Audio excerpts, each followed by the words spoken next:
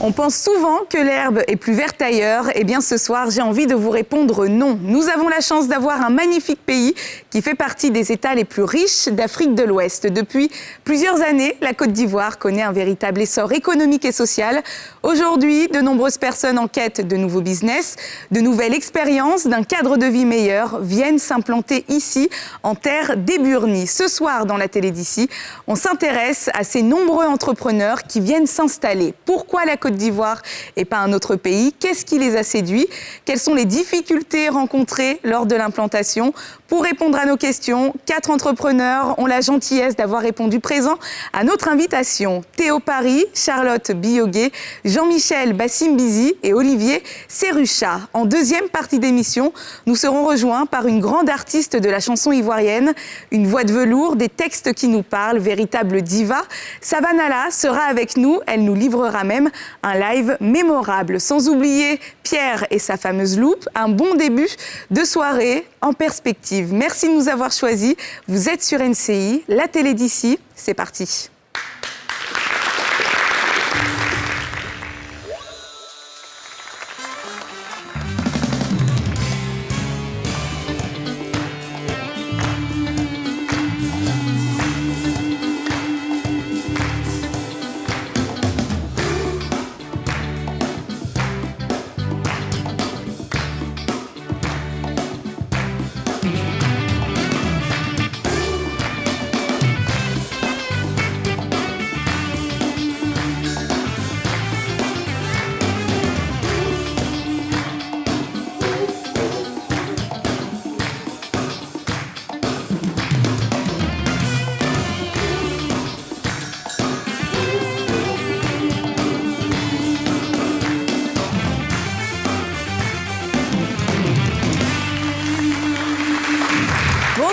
Bonsoir à tous, nous sommes très heureux de vous retrouver sur NCI pour la télé d'ici pour parler de l'attrait de notre chère Côte d'Ivoire. Ils avaient au premier abord pas d'attachement particulier avec le pays, mais en sont tombés amoureux au point de décider d'investir dans différents secteurs d'activité. 4 entrepreneurs sont avec nous ce soir pour partager leur expérience et on démarre avec Théo Paris. Bonsoir. Bonsoir Inès. Comment ça va? Très bien. Charlotte Biogué, comment ça va? Très bien, merci. Jean-Michel Bassimbizi, comment ça va? Très bien, merci. Et il y a aussi Olivier Serrucha, bonsoir. Bonsoir Lindsay, Olivier Séchura. Séchura, oui, j'arrête pas de faire l'erreur. Olivier Séchura. Pierre, comment ça va? Très bien, et toi? Ça va. Vous êtes dans quel secteur d'activité, Théo? Alors moi, de base, je suis cofondateur d'une holding qui est basée à Paris. Nous sommes dans la restauration et dans le divertissement. Et depuis peu, je suis sur la Côte d'Ivoire. Et j'ai pu saisir une opportunité et j'ai ouvert un concept store pour mettre en avant toute la diaspora résidant dans le monde entier. Charlotte? Dans l'industrie cosmétique, j'ai monté une entreprise de distribution omnicanale depuis 3 ans et je distribue principalement des marques Made in Africa. Jean-Michel? Alors, je produis des gaufres belges qui sont entre autres disponibles au Boulet Beach Resort. En même temps, je suis consultant en restauration où là, par exemple, on travaille avec Prima pour la redynamisation d'un restaurant qui s'appelle la Brasserie des Arts. Olivier? Moi, dans l'informatique, D'accord. je suis directeur général Afrique d'une société qui s'appelle Famoco, une entreprise française, et on développe des terminaux Android pour des applications professionnelles. Alors, je précise, vous avez aucune origine ivoirienne, pas du tout? Du tout. Du Et tout. pourquoi la Côte d'Ivoire? Qu'est-ce qui vous a attiré? Vous pouvez y aller, c'est une discussion. Moi, d'abord, les infrastructures, D'accord. l'accueil, les gens sont hyper accueillants. C'est très facile pour créer une entreprise ici, ça va très rapidement. Vous l'avez créé en combien de temps, par exemple? Franchement, je pense qu'en moins de 2 semaines, tout était créé. On ne m'a pas demandé énormément de documents, comme on pourrait le faire, par exemple, en Belgique, où j'ai aussi eu mon entreprise. Et après, le potentiel est énorme ici, quand on voit la demande. Voilà, donc tout ça m'a séduit. Et donc, c'est pour ça que j'ai décidé de m'installer et de lancer ma propre entreprise ici. Je suis arrivée sous contrat d'expatriation, donc pour une opportunité professionnelle. J'ai adoré le pays et j'ai décidé d'investir et de créer mon entreprise ici. Et je rejoins ce que Jean-Michel dit au niveau de la facilité pour créer un business ici. Effectivement, en moins de 2 semaines, moi aussi, j'avais tous mes papiers et l'entreprise était immatriculée. Théo? Et moi, je suis arrivé le 25 décembre pour rendre visite à des amis. Là Exactement, 2020. Et D'accord. je suis pas reparti depuis. De base, Et c'était juste pour... De base, je devais faire une semaine. Je prolongeais de semaine en semaine. Et je me suis installé. D'accord. Ouais, je me suis installé. Je ressentais le devoir, à un moment donné, de rendre à l'Afrique ce que nous, on a pu apprendre en Europe, en Occident. Et je pense que c'est le moment idéal. Olivier? Nous, on avait déjà une activité en Afrique au sein de la société. Et puis, on s'est rendu compte qu'à un moment donné, gérer ça de Paris, ça a ses limites. Et il faut être sur le terrain, il faut être sur place pour pouvoir créer son réseau, être au courant de ce qui se passe, etc. Donc, on avait deux choix. En fait, il y en a trois. Il y a Casablanca, Nairobi ou Abidjan. On voulait plutôt l'Afrique subsaharienne. Et puis, on a choisi Abidjan parce que c'est facilité d'accès. Il y a beaucoup plus de business dans la sous-région. Et il y a des vols directs pour Nairobi. Donc, on peut aussi avoir ces deux pattes entre l'Est et l'Ouest. Et j'imagine que tout ça a un coût. Est-ce que c'était plutôt sur fonds propres ou est-ce que vous avez fait appel peut-être à des institutions pour vous aider, à des institutions financières? Comment ça s'est passé? Personnellement, c'était sur fonds propres. Et justement, l'une des difficultés, je pense aussi, quand on investit en Afrique, c'est le manque d'aide au financement. Il y a un profond manque d'aide qui représente une certaine barrière quand on veut créer son entreprise et qu'on a besoin de fonds et qu'on n'a pas les fonds propres, du coup. Également sur fonds propres. Et il a fallu très vite se venir aux besoins parce que la Côte d'Ivoire... un pays qui coûte également très cher. Ben oui, non mais puis surtout, en fait, ce qui me fascine, c'est qu'on part du 25 décembre, là, il y a quelques mois, on s'implante, on crée rapidement une société et ça tourne, ça... Grâce à Dieu, la société fonctionne très bien pour l'instant. J'ai ouvert il y a à peu près 2 semaines. Pour vous donner une anecdote, on a quasiment plus de stock déjà. C'est des vêtements qu'on peut trouver, c'est ça? Vêtements, accessoires, chaussures. D'accord. On n'a pas fait d'inauguration. C'est uniquement sur contact. Réseau. Et je pense que la Côte d'Ivoire est un bon pays à découvrir. Ouais, c'est ça. Moi aussi, c'était en fonds propres. Et donc, en fait, là, pour les nouveaux services qu'on vient de lancer, ça a été assez rapide, en fait. Les gens nous ont vraiment très, très bien accueillis. Là, en l'occurrence, par exemple, le contrat avec le BBR s'est négocié au siège de Vaudou. Au début, on nous a dit que c'était une très grosse entreprise et que c'était difficile d'accès. Mais finalement, ils nous ont accueillis très rapidement et ils nous ont donné notre chance. Et donc, ils sont contents. Et donc, on dit, voilà, on veut travailler ensemble sur le long terme. Donc, ça a permis d'avoir déjà une récurrence. Et puis après, à partir de ça, on a pu développer autour, rencontrer d'autres dirigeants. Et voilà. Donc, Et moi, j'ai envie de dire qu'en Afrique, tout est possible. Et c'est ça qui est génial, c'est ça qui donne ce dynamisme. Nous, on a créé effectivement Famoco au départ sur fonds propres. Après, on a levé de l'argent. Et on s'aperçoit finalement qu'il y a un dynamisme, il y a une capacité même de résilience, on le voit actuellement avec la crise Covid, que voilà, on a un champ des possibles et un potentiel business. Et pour moi, l'Afrique, c'est l'avenir. Qui est beaucoup plus important et qui est beaucoup plus peut-être développé ici que sur un autre continent. Oui, c'est clair. Et puis, ce qu'il faut voir aussi, c'est qu'on est, en tout cas, je parle de la Côte d'Ivoire, dans un contexte, comme tu l'as dit tout à l'heure, extrêmement bienveillant. C'est-à-dire que les gens, le premier contact, c'est pas qui il est, qu'est-ce qu'il fait, etc. Mais on va vers l'autre, l'autre nous accueille. Et si, bien sûr, on fait le job, on a une solution qui répond à une problématique, on a les portes grandes ouvertes et c'est le succès quasi assuré. Et lors de votre implantation, vous avez eu, pour Théo, vous avez répondu tout à l'heure, mais est-ce que vous avez eu directement, pareil, des clients Alors oui, mais je voudrais prendre cette occasion-là pour remercier ce que j'appelle l'équipe de France. C'est-à-dire le service économique de l'ambassade, Business France, BPI France, et en tout cas pour les entreprises françaises, pour les start-up françaises, il y a aujourd'hui un accompagnement qui est possible, que les entreprises ne connaissent pas forcément. Et bien entendu, ça demande des contraintes, ça demande beaucoup d'énergie, mais à la fin, l'alignement des planètes, il est quasiment assuré. Et vous mettez combien de temps pour analyser ce pays et vous rendre compte que c'est le pays de vos opportunités? Moi, il m'a fallu, je pense, j'ai bien mis une année et demie pour me dire qu'effectivement, je me sens bien ici. Effectivement, l'environnement est accessible, il est favorable à investir. Et il n'y avait pas de frein pour moi de me dire je ne vais pas investir en Côte d'Ivoire. Moi, il m'a fallu une semaine. C'est ça qui est assez, c'est ça qui est assez particulier surprenant. parce qu'il y a quand même Ouais. cette espèce de notion du risque en fait d'investir dans un. Vous veniez quand même en Côte d'Ivoire, vous le connaissiez Je suis venu 3 fois, D'accord. de par mon activité, pour des événements, avec à Salfo pour le FEMUA, et dans un cadre différent. Et là, il m'a fallu une semaine pour comprendre que c'était là où il fallait être actuellement. Effectivement, la France est en pause, mais le reste du monde continue à tourner. Donc il fallait saisir les opportunités.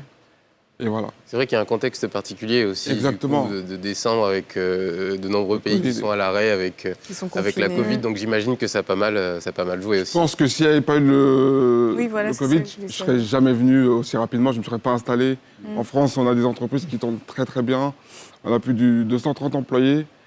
Donc on est focalisé sur la France. Là aujourd'hui, la moitié de nos activités sont en pause. Donc il fallait trouver d'autres solutions. Je suis associé avec mes frères et sœurs, c'est une entreprise familiale. Eux s'occupent du business en France. Moi, je pouvais me dégager du temps. Donc là, j'ai sillonné la Côte d'Ivoire. En 3 mois, j'ai pu développer un concept store.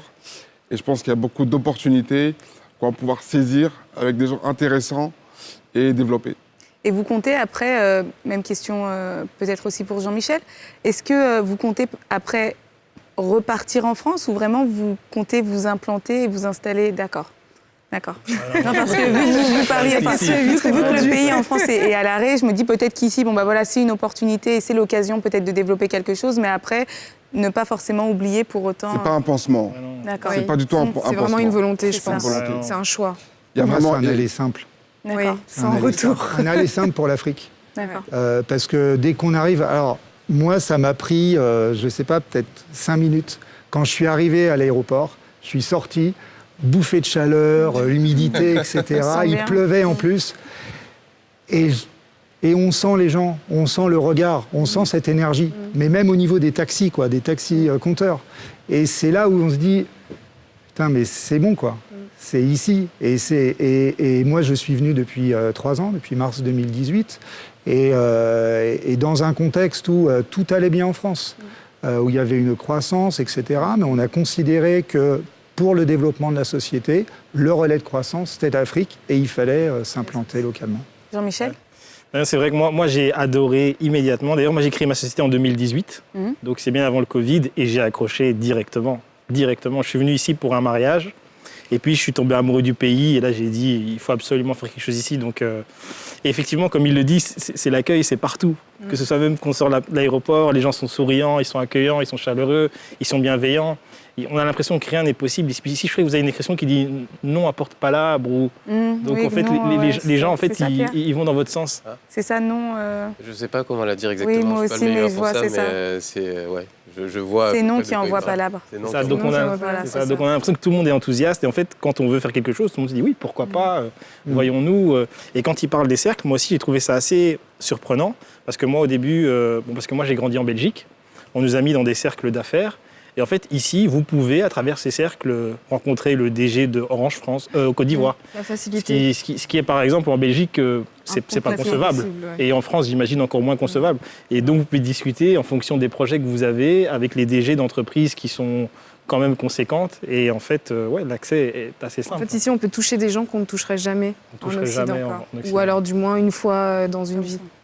C'est ça. C'est-à-dire, donc, il y a les opportunités, il y a aussi également la chaleur La La mentalité, mentalité, et le réseau qu'on peut plus vite développer. le réseau qu'on peut les développer. infrastructures, il y a beaucoup d'avantages. Je pense que la Côte d'Ivoire représente un des pays avec le plus d'avantages en Afrique subsaharienne, en Afrique francophone. C'est ça. Et nous, au niveau de notre activité, on ne se limite pas à la Côte d'Ivoire. On gère à peu près toute l'Afrique et surtout l'Afrique de l'Ouest. Et Abidjan, c'est un hub. C'est un hub déjà pour rencontrer toutes les directions qui prennent des décisions sur l'Afrique de l'Ouest. Et puis, à partir d'Abidjan, on peut rayonner très facilement dans tous les pays, dans toutes les capitales de la sous-région. Le Ghana, c'est à 45 minutes d'avion. C'est vrai que vous arrivez sur vous travaillez sur des secteurs qui sont bien différents les uns des autres et c'est super intéressant d'avoir toutes ces expériences-là. Alors quand vous arrivez, qu'est-ce que vous constatez dans vos différents domaines? En quoi vous avez trouvé que vous pourriez apporter un plus? Alors, dans l'industrie cosmétique, aujourd'hui, la Côte d'Ivoire est un gros pays.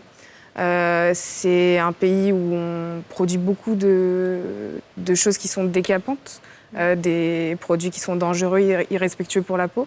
Donc moi, la première chose que je me suis dit, c'est que je veux une beauté naturelle, une beauté clean, une beauté inclusive. Qu'est-ce que je peux apporter aujourd'hui à une femme ou un homme vivant ici? C'est des produits qui sont respectueux pour leur peau, pour leurs cheveux.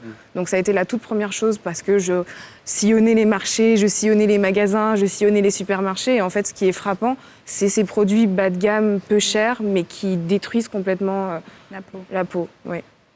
Théo? Et pour mon secteur d'activité, ce que j'ai vu qu'on pourrait mettre en avant, c'est tout ce qui est service, tout ce qui est formation et tout ce qui est qualité supérieure. La Côte d'Ivoire est un très beau pays qui est déjà à un très bon niveau, mais je pense qu'on peut encore faire mieux. Nous, on a eu la chance en France d'avoir une rigueur, une éducation, une discipline qui est différente. Je pense qu'on peut également l'adapter pour atteindre un niveau supérieur.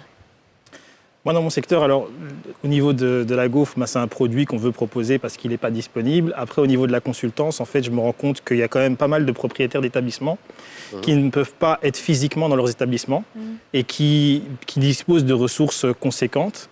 Mais donc, du coup, on va dire que l'orientation résultat n'est pas toujours axée pour le personnel physique. Et donc, on pense que comme le propriétaire dispose de beaucoup de fonds, même si le résultat n'y est pas, on peut tenir, mais ce n'est pas le cas. Et je pense que même les propriétaires le diront, voilà, ils veulent que leurs entreprises soient pérennes et puissent générer un bénéfice. Donc là, je le vois assez, et j'ai beaucoup d'exemples dans ce cas-là, de gens qui disposent de fonds conséquents, mais qui ont des établissements qui ne marchent pas forcément du tonnerre, et on va dire que le personnel se repose sur ses acquis.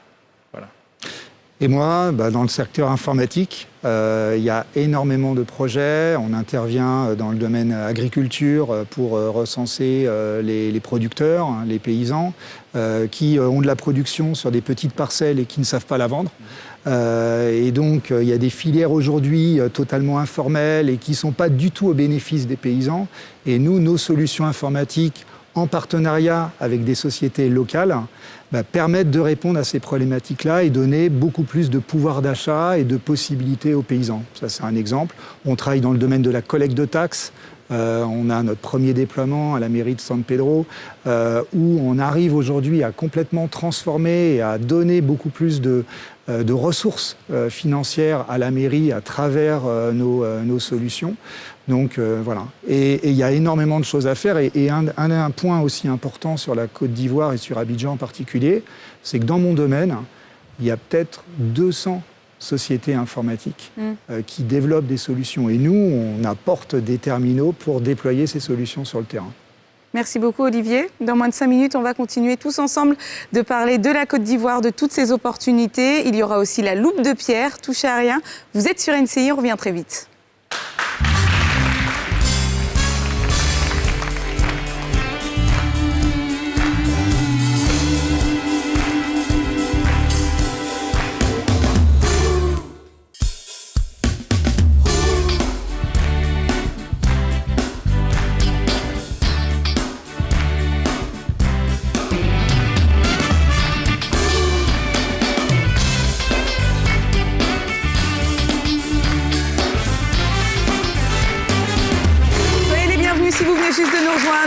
Sur NCI, vous êtes dans la télé d'ici et depuis le début de l'émission, on parle avec des jeunes entrepreneurs qui ont décidé de s'installer ici, chez nous, en Côte d'Ivoire. Et juste avant d'aborder les difficultés rencontrées, et juste avant de parler de l'avenir, également, c'est la loupe de Pierre.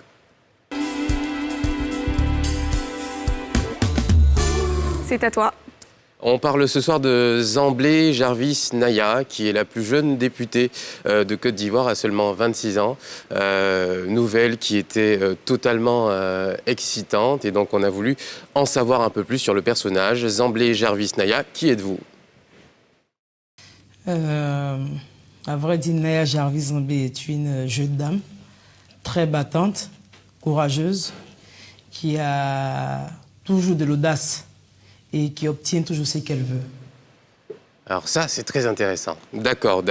Alors la jeune députée se trouvait donc en interview sur le plateau de Medi 1 TV pour parler d'elle. C'est une bonne chose d'entrer en politique. Son idée de la politique, son idéologie, on la découvre. D'accord. Honorable, quelle est votre idéologie politique? Mon idéologie politique, c'est qu'il faut, comme je l'ai dit tout le temps pendant ma campagne, il faut rester concentré, il ne faudra pas être distrait parce qu'en général, les gens minimisent beaucoup les femmes. Voilà, les gens minimisent les femmes et surtout la jeunesse. Donc tout ce que j'ai à dire, c'est de rester concentré, c'est tout. Je peux dire que c'est un peu ça mon idéologie politique. Moi aussi, mon idéologie, c'est de rester concentré. Du coup, je vais suivre ses conseils et on va rester concentré sur son discours. D'abord, en 2017, j'ai été à Goïtafla et quand j'ai vu l'état dans lequel Goïtafla était, j'ai dit non, c'était pas normal. C'est comme ça, je me suis engagée, voilà, c'est-à-dire à faire du social. Et aussi, j'ai décidé aussi de me présenter, voilà, pour pouvoir aider les populations à résoudre leurs problèmes. Effectivement, que le poste de député n'est pas un poste de développement, mais il fallait que je sois là pour aider mes parents. Ah, le poste de député n'est pas un poste de développement. Elle l'a dit, sauf que pendant la campagne, ça donne ça. J'envoie des compteurs à 4 et des compteurs à 4 en Gouéla. Mais quand ils partaient donner à Gouzafla, les gens les ont suivis. Pour dire on va vous donner 5 millions, retournez, vous ne leur donnez pas des compteurs à 4. Je vous dis de dormir tranquille, parce que tout le département de Goïtafla va bénéficier des compteurs à 4. Allez, je n'ai plus rien à prouver ici. Votez seulement. Ça, ce n'est que le début. Ça, c'est petit seulement. Mais quand vous allez voter, le bonheur de Goïtafla viendra d'une poule qu'ils ont tant négligée. Mais dites-leur que c'est ceux qui ne parlent pas gourou qui apportent le développement ici. Ceux qui ne parlent pas gourou, ceux qui vont envoyer le château. Ceux qui ne parlent pas gourou, ceux qui vont envoyer ses mamans en Chine. En Chine, de la distribution et des promesses. Zamblé Jarvis Naya se veut être la représentante de la femme. Il n'y en a que 32 sur les sièges de députés qui ne sont pas encore complets d'ailleurs, parce que certaines localités ont vu leur vote annulé. Alors elle a un discours qui se veut plein d'empowerment pour les femmes, une candidature qui repose sur le soutien de la femme. On regarde. Je me suis plus basée d'abord au niveau des femmes, parce qu'il y a un proverbe qui dit « tout ce que femme veut, Dieu veut ». Et surtout, chez nous, on connaît tous les femmes gourous comme des femmes battantes. Donc, ce sont sur ces femmes-là que je me suis appuyée pour pouvoir gagner ces élections. D'accord, sur les femmes... Chez nous, en pays gourou, ce sont les femmes qui décident. Et quand elles décident, c'est fini. D'accord. Mais j'étais encore plus avec la jeunesse, comme je l'ai dit, c'était plus avec la jeunesse. Et surtout encore avec les femmes.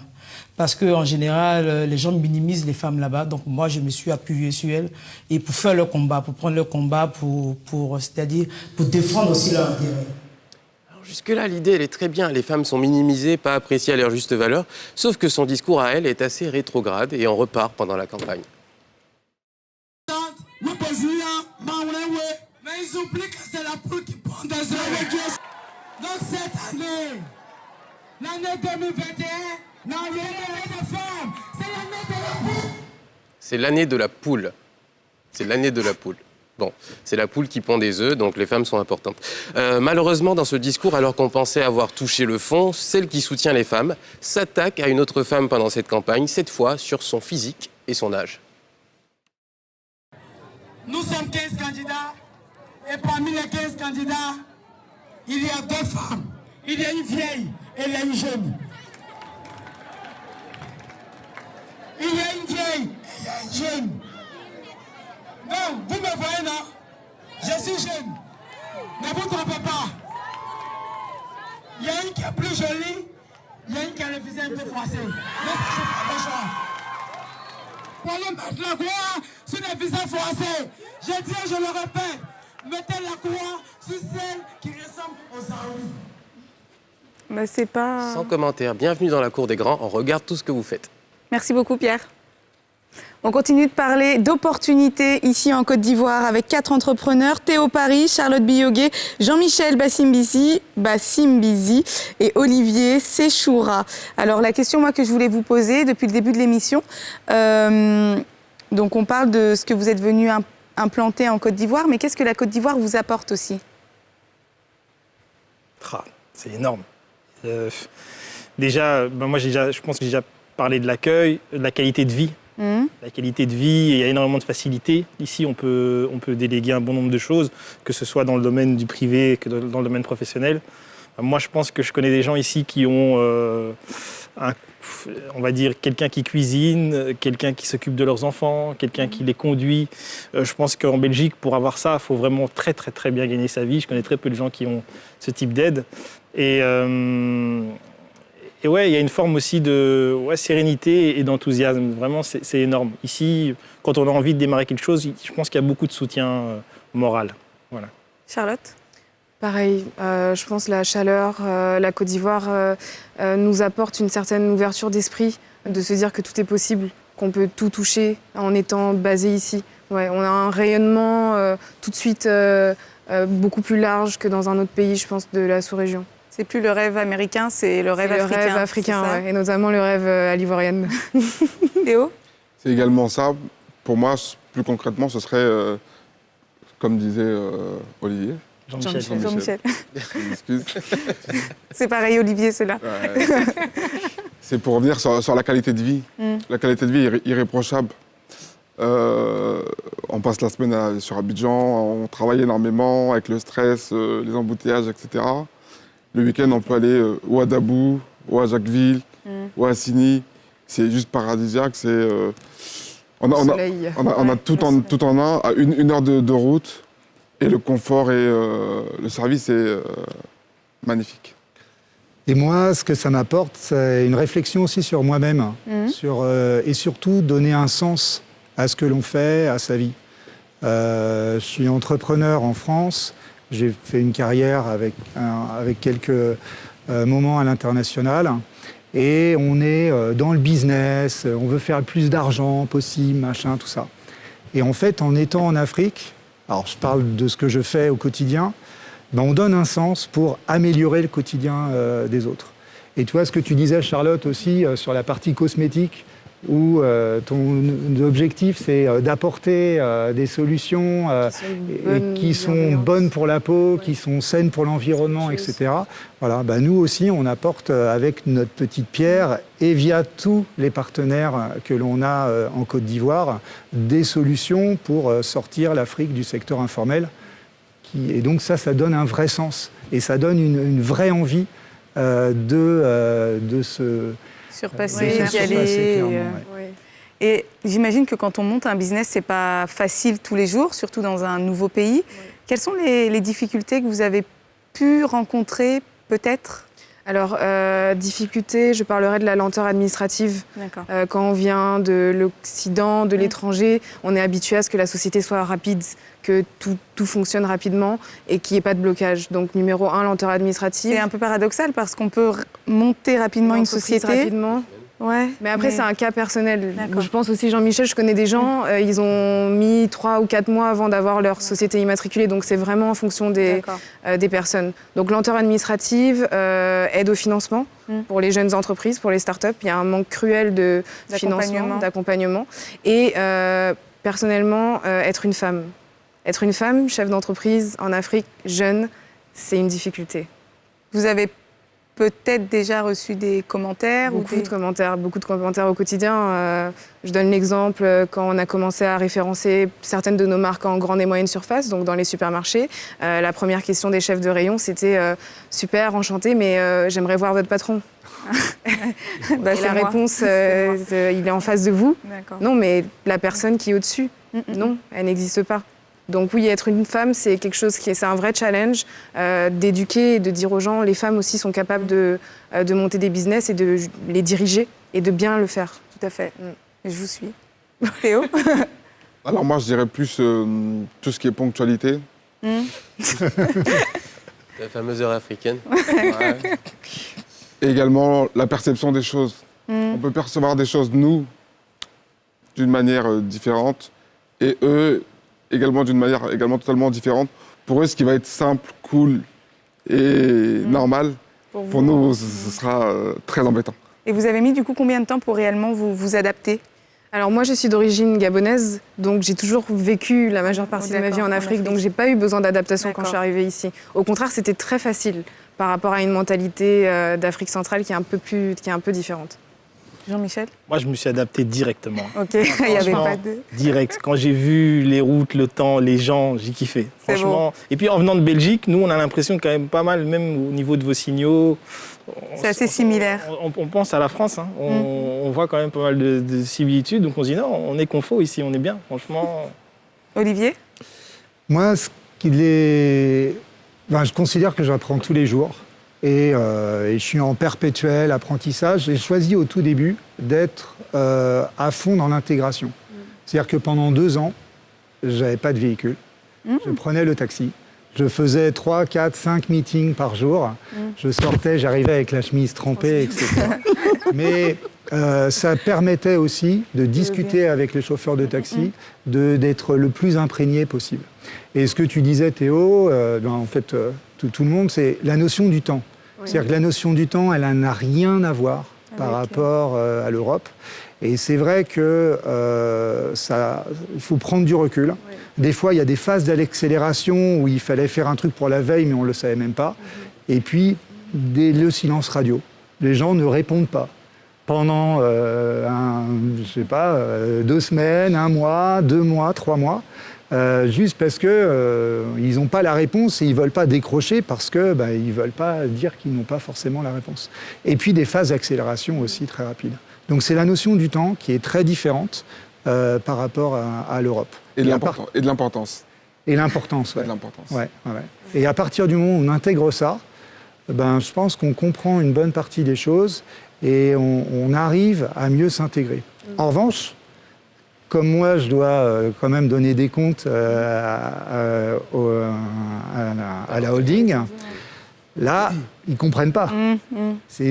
C'est souvent très compliqué d'avoir des objectifs, d'avoir des choses. Je dis, mais ça va se signer. C'est sûr, ça va se signer. Sauf que on ne sait pas quand. Théo, je pense toujours en phase d'adaptation. Ou ça va? Toujours. Bon, moi, j'ai vécu 99% de ma vie en France. Je suis né en France. Mais j'ai une éducation qui était très proche de l'Afrique. Donc, j'ai les bases, j'ai les valeurs. J'apprends également tous les jours, comme disait Olivier. Parce que j'aime beaucoup apprendre. J'ai également fait 1 mois en taxi. Je n'ai pas fait plus. 2 ans. J'ai fait 1 mois en taxi, je n'ai pas fait plus. Mais j'aimais être au contact du monde, du public, manger à l'Ocodrome, etc., pour vraiment être imprégné du peuple, pays, pour avoir les vraies valeurs, les vrais sens, le goût et l'énergie du pays, le karma, la vision qui va nous permettre de nous adapter pour développer nos business à venir. C'est parfait, transition toute trouvée vers l'avenir. Quel est l'avenir pour vous? Est-ce que vous envisagez peut-être de vous tourner aussi vers la sous-région? Comment ça se passe? Oui, sous-région, déjà le cas, et l'Afrique en général. Donc l'avenir, c'est installer du moins mon entreprise comme la référence dans le secteur de la distribution dans la cosmétique, oui, et toucher tous les autres pays qui nous intéressent. On nous a invités à travailler sur un projet à Daloa. Donc oui, nous, à partir du moment où il y a du travail, nous, on est là. Et donc, oui, on est ouvert à toute opportunité, que ce soit sur Abidjan ou en dehors. Vraiment. Olivier? Oui, nous, on a prévu d'ouvrir un bureau au Ghana, en Tanzanie, au Cameroun. On a des gros partenariats aussi en RDC. Parce que ce qu'on se rend compte aussi, et ça, c'est un truc assez intéressant, c'est que ce qu'on arrive à faire en Côte d'Ivoire, on voit qu'en l'adaptant un petit peu, on peut le répliquer très facilement ailleurs. Pays, ouais. Et finalement, la Côte d'Ivoire, c'est un super laboratoire pour toutes les raisons qu'on a dit. Et ça nous permet après de scaler pour atteindre et viser l'Afrique en général. Théo? C'est exactement le cas. Je sors d'une conférence hier sur Zoom avec mon équipe de Paris pour développer le pôle Afrique que je vais sûrement gérer, pour également une holding sur différents secteurs d'activité. Et je pense courant 21, là, j'ai mon équipe qui arrive la semaine prochaine. D'accord. Ah, finalement, tout le monde, voilà. Allez, hop. Non, mais ils arrivent parce que c'est une affaire familiale déjà. Oui, et on prend des décisions ensemble. Et je leur montre également le pourquoi du comment. Qui comprennent aussi pourquoi l'attrait, également. justement. Ce que je disais tout à l'heure avec Olivier en coulisses, c'est que c'est compliqué de parler de l'Afrique avec des gens tant qu'ils ne sont pas en Afrique. Ouais. Oui, il faut qu'ils viennent voir sur le terrain comment ça se passe. C'est différent. Ouais. Merci beaucoup en tout cas d'avoir été avec nous sur NCI dans la télé d'ici. Je tenais à rajouter également que voilà, qu'on a un super beau pays, de belles opportunités. Donc croyez en vous, en vos capacités parce que tout se passe ici. D'ici quelques instants, on sera rejoint en plateau par Savanala, la diva. Elle sera là avec nous sur NCI. Elle nous présentera même 2 chansons sur la scène de la télé d'ici. Touchez à rien, on revient très vite.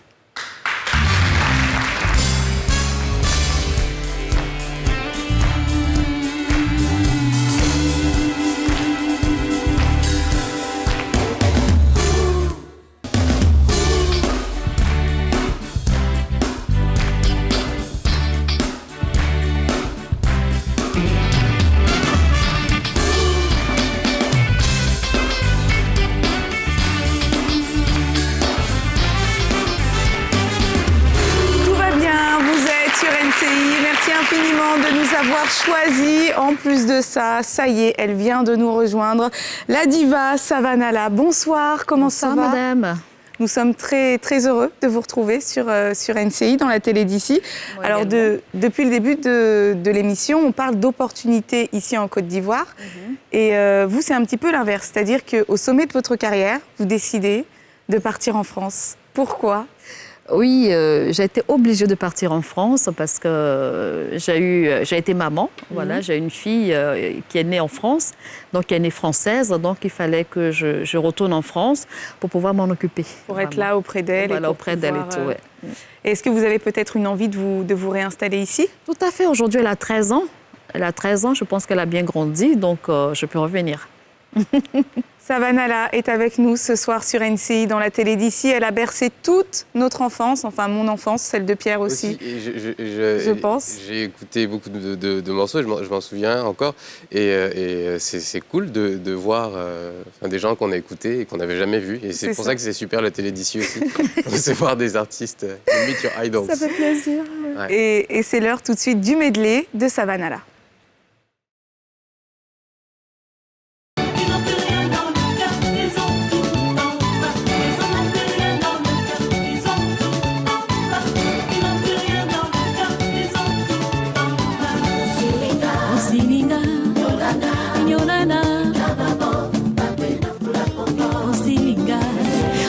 Restera dans ta bouche.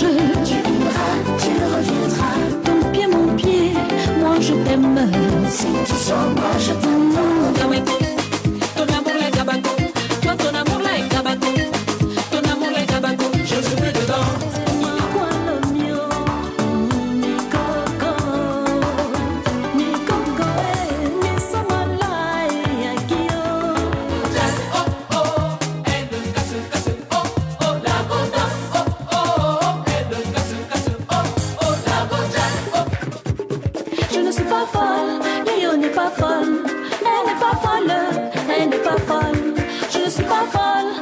N'est pas folle, c'est l'amour qui la rend comme ça. Savanala est avec nous ce soir sur NCI dans la télé d'ici. Alors pour revenir sur votre histoire, vous avez démarré par le théâtre. Oui, par le théâtre, ensuite le cinéma et après la chanson. Donc du théâtre à la chanson. Non, du théâtre au cinéma, à la chanson. Il n'y a finalement que 2 pas. Et pourquoi, du coup, se tourner vers la chanson? Est-ce que c'était vraiment quelque chose de La chanson, d'abord, ça a été pour moi un rêve d'enfant que je voulais réaliser. Donc, comme je n'avais pas encore eu l'opportunité de tomber sur quelqu'un pour m'aider à réaliser mon rêve, Donc, j'ai commencé par le théâtre, le cinéma, mais je cherchais mon chemin tout doucement. Voilà, jusqu'à ce que je puisse vraiment trouver quelqu'un, un guitariste. Et nous avions travaillé ensemble pour sortir mon premier album, Palabres de femmes, en 92. Palabres de femmes. Et quelles sont vos sources d'inspiration? Qui est-ce que... Alors, je m'inspire de tout ce qui se passe autour de moi, des histoires aussi vécues, parce que je suis une femme et je chante beaucoup l'amour, mais je m'inspire surtout de tout ce qui se passe autour de moi. Ça veut dire peut-être des histoires qu'on vous a rapportées? On m'a rapporté, des histoires que des copines ont vécues et que moi aussi j'ai vécu un peu quand même parce que je suis une femme, voilà. Le pointeur doit payer cash, ton pied, mon pied, folle d'amour, palabres de femme. Parmi toutes vos réalisations, quelle est celle que vous préférez? Alors, si vous deviez choisir, c'est une question, je pense, compliquée. Ben, je les préfère toutes, mais bon, voilà, je les préfère toutes parce que c'est une œuvre d'esprit, donc voilà, je les préfère toutes. Et comment est-ce que vous travaillez? Quel est votre processus de travail? Est-ce que vous trouvez déjà la mélodie? Est-ce que vous travaillez avec un mélodiste? Est-ce que plutôt vous écrivez? Il y a des fois même, je me réveille déjà avec la mélodie, le texte et tout. Il y a des fois, je me réveille avec ça au petit matin. J'ai déjà la mélodie, le texte et je prends mon téléphone. Vous savez, sur le téléphone, on peut enregistrer là. Oui, et vous enregistrez comme ça? Je fais comme ça. Et après, j'essaie d'aller au studio pour travailler avec l'arrangeur et tout. Mais sinon, il y a des fois aussi, j'écris. Voilà, j'écris et bien ensuite, on trouve la mélodie. J'écris, on trouve la mélodie, ensuite on accompagne avec la musique. Voilà. Et puis il y a aussi des paroliers qui m'écrivent aussi des chansons. Voilà, et on essaie de lui donner la forme et tout. Et puis on rentre au studio. Un premier album en 92, est-ce que depuis il y a toujours la même passion pour la musique? Est-ce qu'il y a des moments où vous avez eu envie d'arrêter, de faire autre chose, de prendre une pause? J'ai pas vraiment eu envie d'arrêter, mais j'ai été obligée aux contraintes, voilà, d'arrêter. Parce que, comme je l'ai dit tout à l'heure, j'ai été maman. Il fallait vraiment que je me consacre pendant 13 ans à ma fille pour lui donner une éducation et tout. Bon, et puis, je n'étais pas là. Donc, c'est un peu joué même sur ma carrière, d'ailleurs.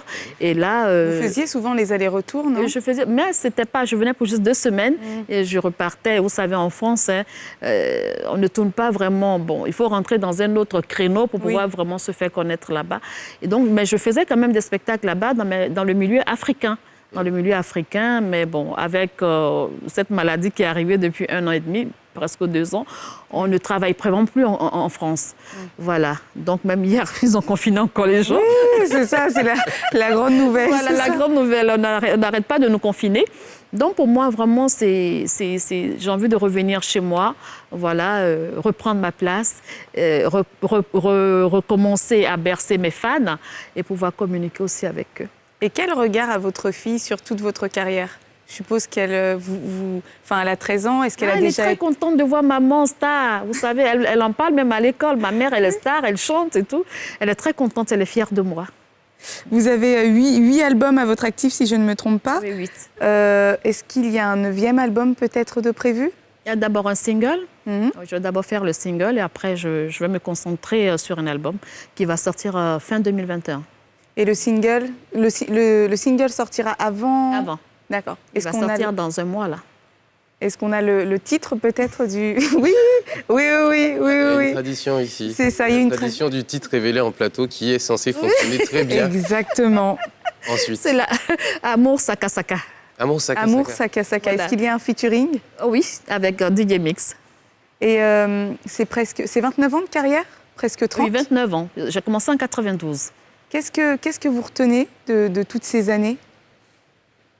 Et quel regard est-ce que vous Oui, je portez? pense que pour moi, c'est de la positivité parce que en 29 ans de carrière, on sait qui est Savannah déjà. C'est déjà une marque. Et maintenant, est-ce que j'atteins mes objectifs? Ça, je ne le pense pas parce que je continue de chanter.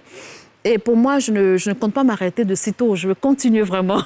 Je veux vraiment continuer pour pouvoir atteindre mes objectifs. Et je pense que je pourrai les atteindre. Avec le concours de mes fans, avec le soutien de mes fans, je pense que j'y arriverai. Et comment est-ce que vous trouvez que la musique ici au pays a évolué durant toutes ces années, vous qui avez peut-être eu un regard extérieur? Oui, la musique a évolué a évolué autrement. Voilà, aujourd'hui, les jeunes que moi je vois, là, mes petites sœurs, mes petits frères, grâce à eux, la musique ivoirienne s'exporte vraiment. Voilà. Et aujourd'hui, quand je vais en Chine, je vais aux États-Unis, je vais même au Brésil, tout ça, quand je rentre dans une boîte, j'entends la musique ivoirienne, je suis fière. Alors qu'avant, ça ne se faisait pas comme ça. Vous arrivez même dans les pays, même en France, des fois, on ne jouait même pas nos musiques. Aujourd'hui, vraiment, la nouvelle génération est en train de vendre la musique ivoirienne. Et félicitations vraiment à vous, mes petits frères et petites sœurs. Je voulais revenir sur le titre du prochain single, Amour Saka Saka. Saka, c'est quoi? C'est le riz, non? Comment? Saka, c'est pas le riz? Oui, c'est le riz. Saka Saka, c'est le riz à plusieurs colorations, en fait. Ouais. Voilà, donc c'est un amour bizarre un peu, voilà. Un amour bizarre. Au moins, ce qui est bien, c'est que vous avez toujours parlé d'amour, toujours parlé de femmes, d'amour, de relations. Parce que l'amour est universel. Je me dis, en amour, tout le monde se retrouve, le riche comme le pauvre.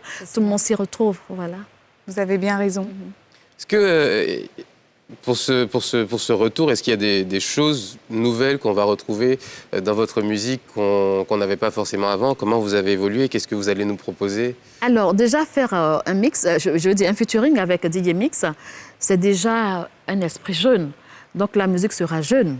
Voilà, donc, ne soyez pas surpris de voir Savannah là en bad boy. On ne sera pas surpris. On ne sera pas surpris. Voilà, ne soyez pas surpris que la vieille mère, vraiment, que je me mette vraiment dans un esprit jeune.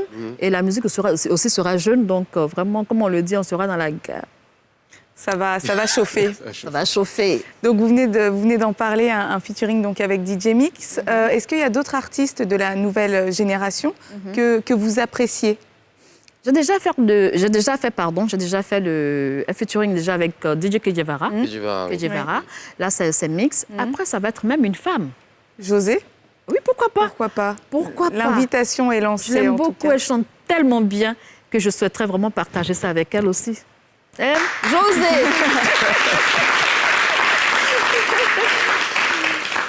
Je sais que vous avez dit que la carrière n'est pas finie, vous avez encore beaucoup de choses à prouver. Oui, mais qu'est-ce que vous avez envie qu'on retienne de Savannah là et de son héritage musical? Savannah là est une artiste déjà de variété. Alors, ce qu'on doit retenir de Savannah là, c'est que c'est une artiste qui chante l'amour, qui a toujours titillé un peu les hommes. D'ailleurs. Et en fait, les gens ont l'impression que Savannah là est un peu trop dure avec les hommes. Mais non, Savannah là titille un peu les hommes. Et j'essaie en fait d'attirer leur attention sur certains faits que des fois, il y a des fois, ils ne font même pas attention d'ailleurs. Voilà, sur le fait que la femme est un trésor. La femme est...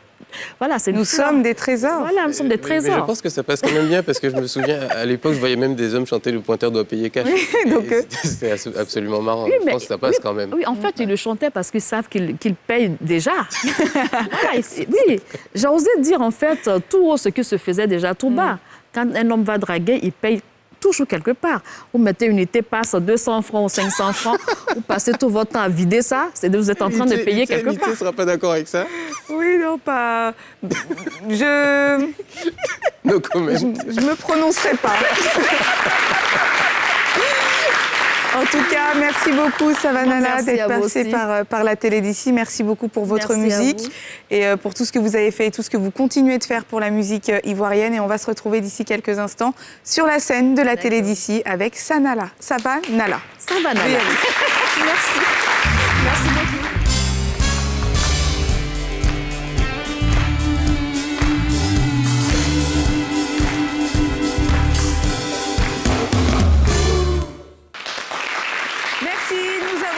Vous êtes sur NCI dans la télé d'ici depuis le début de l'émission. On a parlé d'opportunités économiques, d'opportunités sociales de notre cher pays, la Côte d'Ivoire. Et puis en deuxième partie d'émission, nous avons reçu Savannah là. Elle fait partie de ces grandes divas du pays. N'oubliez pas, à 19h50, le JT présenté par Mélina Makissi. 20h05, la météo de Maïmouna Ebrard. 20h10, NCI, reportage suivi de Narcos. Et puis aussi, on remercie notre très cher public et l'Institut universitaire d'Abidjan qui nous a fait l'honneur et le plaisir d'être avec nous ce soir. Merci beaucoup, Pierre.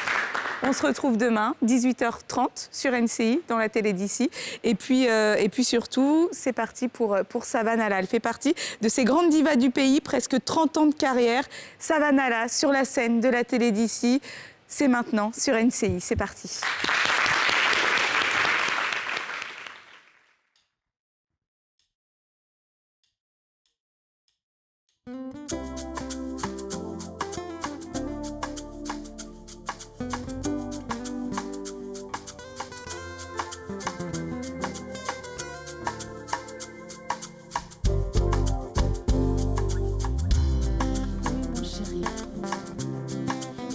Toi dans mon cœur, je t'aime.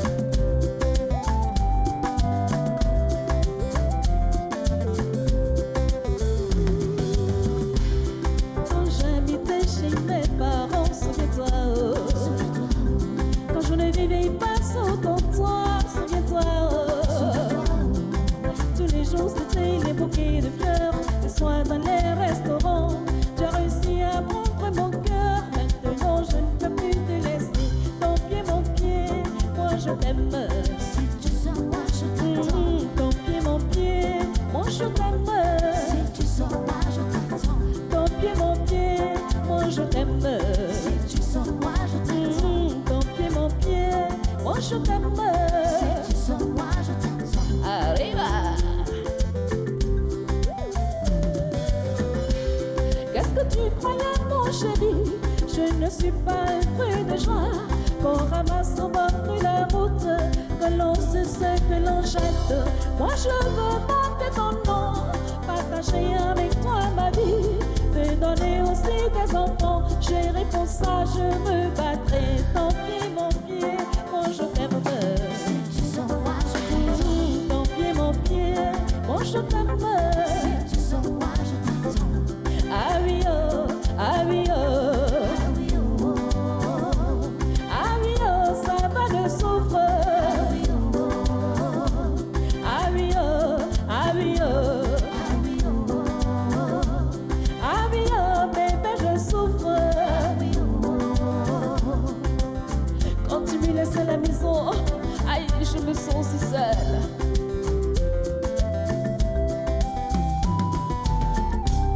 Si c'est pantalon que tu aimes, je peux emporter. Si c'est les body que tu aimes, je vais en mettre. Si c'est les jupes que tu aimes, je vais en coudre. Si c'est les paillettes que tu aimes, je vais en porter, bébé. Car pour toi, je suis prête à redevenir une petite fille de 18 ans.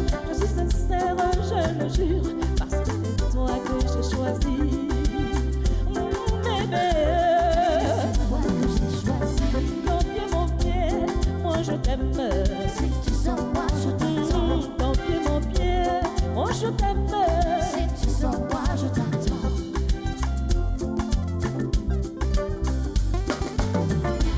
Chaque jour, une nouvelle phase. Si c'est pas au bureau, tu es en famille. Quand tu nages, je vois ton dos. Parce que je t'aime, je te supporte. Mais moi je reste en bon perfecto, bébé. Mon goût restera dans ta bouche. Tu reviens. Ton pied, moi je t'aime. Si tu sors, moi je t'attends. Ton pied, moi je t'aime. Si tu sors, moi je t'attends. Ah oui oh, ah oui oh, ah oui oh, ah oui oh, Léo je souffre. Ah oui oh, ah oui oh, ah oui oh, ah oui oh, ah oui oh.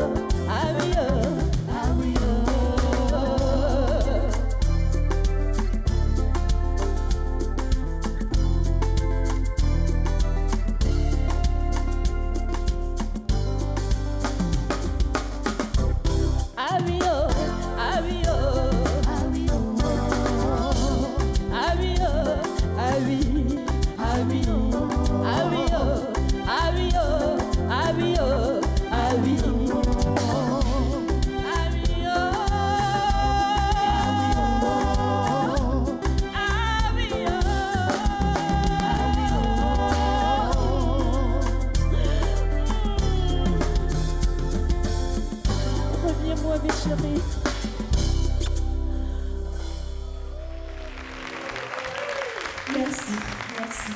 Vous êtes adorable, merci. Merci beaucoup. Maintenant, on va aller au village Paquinou, clair de lune.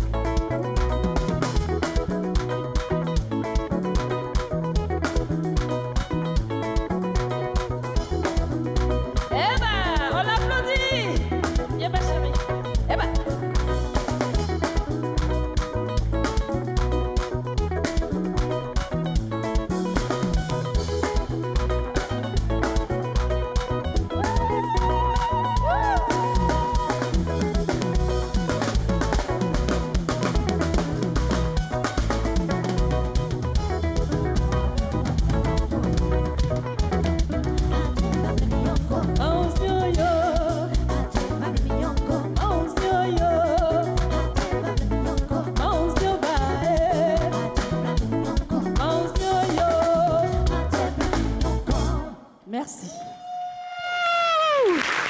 Savannah, remarquable. Merci beaucoup. Premier jour, merci beaucoup Savannah d'avoir été avec nous sur NCI, sur la scène de la télé d'ici. De l'excellence. Et nous, on se retrouve dès demain, 18h40, même heure, même endroit, sur NCI, dans la télé d'ici. Merci beaucoup. Merci à vous. Merci. Merci.